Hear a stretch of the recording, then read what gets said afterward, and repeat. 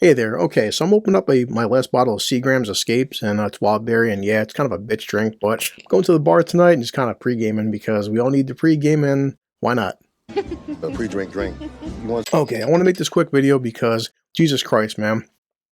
Whenever you see something this fucking stupid, you feel the obligation to talk about it, and I wish I had a bigger channel to spread this message more to people, but when you read articles like this, I feel obligated to say something, and I did make a post in our Facebook group, and good thing I'm not the only person that man, I can't even say I'm fucking mad, well, I'm kind of mad, but just more annoyed, and, here's the headline before I get into the intro for you guys, and, oh boy, here we go, because I still am going to see Black Panther 2, I still want to see Black Panther 2, but it's shit like this where it's like, headlines, you wonder why you want to fucking dissuade people and turn people off from seeing this fucking movie, and, but as I said, I'm not going to let one out-of-touch fucking activist douchebag, fucking spoil a film for me. I'm going to review Black Panther 2 and be fair because, I want to see it. I did like part 1. And, here we go. Black Panther Wakanda Forever star. I'm probably saying his name wrong, and honestly, I can give a fuck less. So I don't give a fuck. But it's Tenoch Huerta, I'm just guessing. Says, Marvel film's main conflict portrays what is happening here in the States between minorities, and... Are you serious? Are you serious? Holy shit, dude. Oh, enjoy the intro.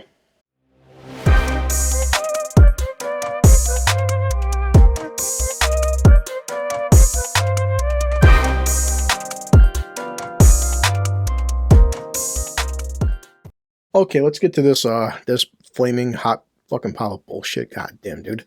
In the eyes of star Tenoch Huerta, I'm just guessing, the strictly divided conflict between Wakanda and Atlantis at the center of Marvel's upcoming Black Panther Wakanda Forever portrays what is happening here in the United States between the minorities of this country.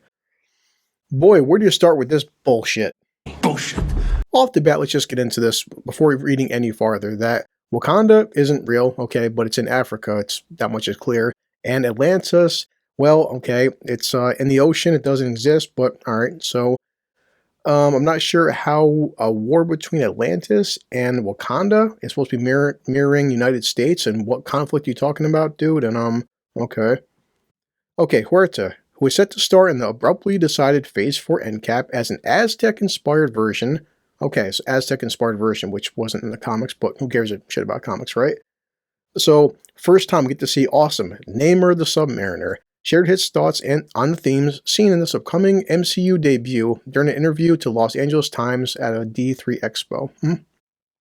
So, his incarnation of Marvel's first mutant differed from the original comic book version. No shit. The Narcos Mexico star explained to the editor, Javon Phillips, that this new version responds to this time and how this world has transformed. I mean, why do things like talking about pollution or something, or just how we're destroying the oceans and the tides are rising and shit like that? But, okay.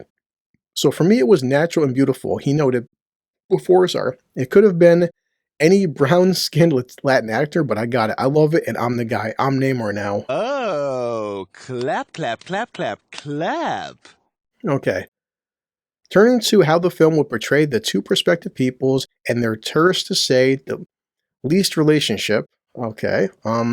He detailed to Phillips, you will see them in a light of confrontation. Where are you going? I'm going to pick a fight. Okay. We don't get along, he said, but it's funny at the end they have too much in common. Okay, I mean, I'm not sure what Wakanda and Atlanta have in common, but alright, Atlanteans. Adding his personal take on the film's central conflict, he then observed, it portrays what is happening here in the States, from my perspective, between the minorities of this country. I think at some point we need to join together and create that different thing, he concluded, and bullshit. Bullshit. But, okay, dude, I'll bite.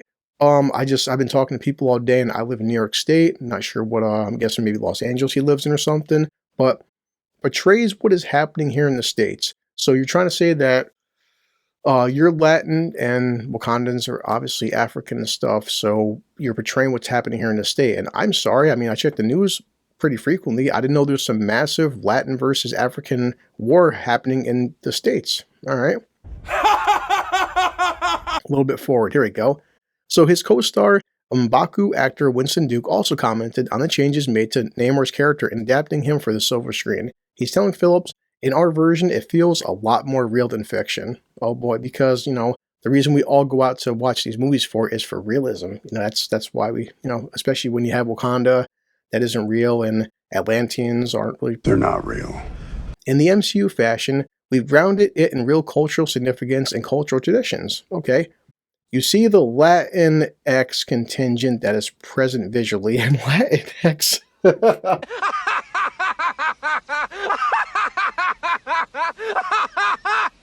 Holy fuck, every time I hear that word, I die inside as a species, and alright. It's a stupid word. Ryan Coogler's creation within the Marvel Cinematic landscape is one of deep honor and connection to real stuff. I think a lot of people are going to see themselves represented.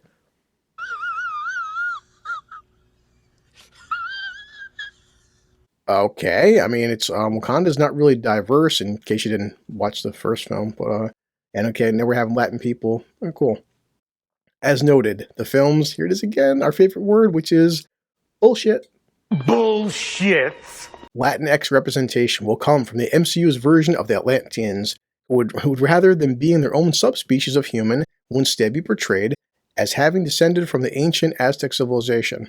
Okay, so fans can get the outcome of Namor's showdown with the once isolationist African nation, as well as the passing of the Black Panther mantle onto a new hero, which is, it's Shuri. Don't even, stop pretending you don't know who the fuck it is. And so yeah, boy, you read these kind of articles and stuff, and there's they have more in common, and their version, this is more fiction. I mean, look, the Atlanteans are pretty blue, and I just didn't understand how Atlanteans are now Latins, and Wakandans are obviously Africans, but it affects real life United States things happening in this big conflict. I don't understand. I guess maybe just I'm not reading enough news articles where I'm seeing just this daily war going on with thousands of blacks and Latinos dying and gunning each other down, and I just don't see all this racial tension. And one last time, it seems to be a bunch of bullshit. Bullshit. Maybe it's because of the internet, and maybe this is the times we live in, but when you see stupid shit like this, it's like, dude, do yourself a favor, everybody a favor, and just shut the fuck up. Shut the fuck up! We go to movies like, Avatar's coming out and Black Panther 2's coming out, which I do want to see, despite this bullshit, as I said, and people go for escapism. They don't go for realism. There's plenty of real-life documentaries. There's plenty of, Twitter articles. Fuck, there's a New York Post and New York Times. There's plenty of things I can read about that I don't want to read about, and I go to the theater for 2 hours or 2.5 hours, and I drop $15 to $20 and get a big-ass, fucking bag of popcorn and some soda to escape real life for a couple hours. I don't need some mirroring image of, some fake bullshit Black and Latino war that you think is going on in the fucking United States. I just don't get it. And I just can't possibly think to myself and other people on the internet reading this bullshit of okay, so at the end, they start fighting, they hate each other, but they want to find out that they have more in common than they think. So, okay, what possible thing could these two, of course, you're talking about the United States, so what possible common threat could two different races of Africans and Latinos have in common? Fucking white people. It's like, stop the pandering, stop talking about dumb shit like this. People just want to go out there and watch a good fucking movie and have a good time and not worried about your own political beliefs, fucking mirrored into this goddamn movie. Just shut up and act, and that's all we fucking want. I'm not watching Black Panther to hear about modern day politics and some fictional fucking war you got in your head, dude. So, yeah, I'm going to edit this and actually, go fucking drink tonight. And Jesus Christ, it's like, this is why, boy, you wonder why fucking Marvel is going downhill for. And in terms of box office, it is. The only thing really profitable the past couple of years was Spider-Man. And guess what Spider-Man did? It starred 3 fucking white guys. I know, such a big cancer, right? And yeah, the biggest movie, which did over $2 billion, had 3 main leads of Tom Holland, Andrew Garfield, and Tobey Maguire. And you know what? I didn't see any kind of real life messaging going on watching 3 different fucking versions of Peter Parker fight, Doc Ock and Green Goblin and Electro and the like. So, yeah. But, I'm already expecting, as launching a new channel, when Black Panther 2 comes out, and what's going to happen if, I don't praise it as being the best fucking movie ever, and you have to like it. And there's already TikTok videos by certain individuals that are like, oh, white people can't see this movie over the weekend, and I'm not lying. Look it up yourself if you want to. But it's on November 11th. So, yeah, this is our film. You can't go see it. God, it just seems so kind of racist and bigoted and so fucking separatist to sit there and tell people, well, you know what? I'm a black woman on TikTok and I'm telling all white people opening weekend, don't see this fucking film because it's our film. Like, imagine if any other ethnic fucking background just said that. It's just so pathetic and evil and ugly and just, you know what? At the end of the day, dude, like I said, I go for entertainment, and when I read shit like this, okay, portrays what is happening here in the United States between the minorities of this country. And I just got one message and then I'm out of here. And it's simple. Go fuck yourself. So yeah, I'm done with this bullshit. I'm gonna fucking finish my Seagrams and just check my watch as always, guys. So I'm gonna pull up Bender and get the fuck out of here. So yeah, screw this bullshit, and 1 second. This calls for a drink. I don't care though, Seagrams is good. And I'm gonna drink, but then wake up sober and okay, I'm going back to work.